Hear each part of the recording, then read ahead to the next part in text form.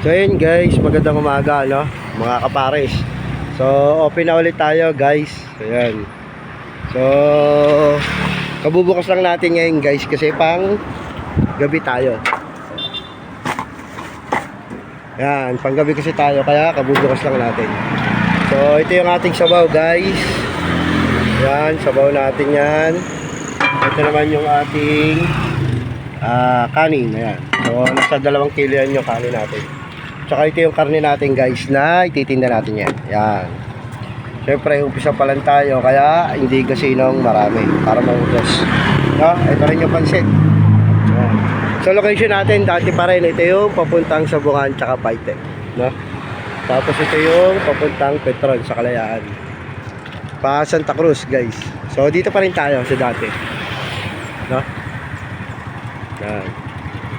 So, syempre sa pagninegosyo guys, sa umpisa, shopper muna, no? So, mag-aabono ka talaga at magtitiis, magtataga hanggang sa makilala tayo, no? So, ayan, ito yung binili nating tent na 3x3. So, malaki rin siya guys, yung 3x3. Ayan, no? So, sakop tong ating cart, no?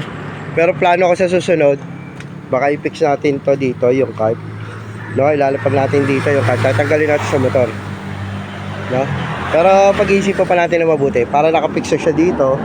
Tapos hindi tayo sasakop ng daan. Ayun, kung mapapansin nyo medyo malapit-lapit tayo sa kalahati, no? Ayun, no? So pag pinix natin yan doon, so magiging dito na lang yan. So mag-a-adjust siya guys, no? Mag-a-adjust yan dyan. So pag-isipan muna natin yung mabuti, no? So tatanggalin kasi natin yung motor na yan para may ilagay natin sa gutter itong cart. Pag nasa gutter na, so malaki naman sa sakop ng customer. So pag umulan o maaraw, hindi sila mababasa o mainita, no? So yan, pag-isipan muna natin guys, no? Ayan. So ganun pa rin yung price. Pares with rice 60, mami with rice 45. So egg wala pa tayo, di pa tayo nakapagluto, no? So extra rice natin 10 lang. Ayan guys, at pasyal na kayo at kumain na kayo, no? So sana makaubos ulit katulad kahapon. Ayan, so ayan guys, agad dito na lang at hintayin nyo natin mamaya yung update, no? At huwag nyo kalimutan mag-like ng ating video, pa-share na rin, no? At mag-subscribe na kayo guys dito sa ating channel, no?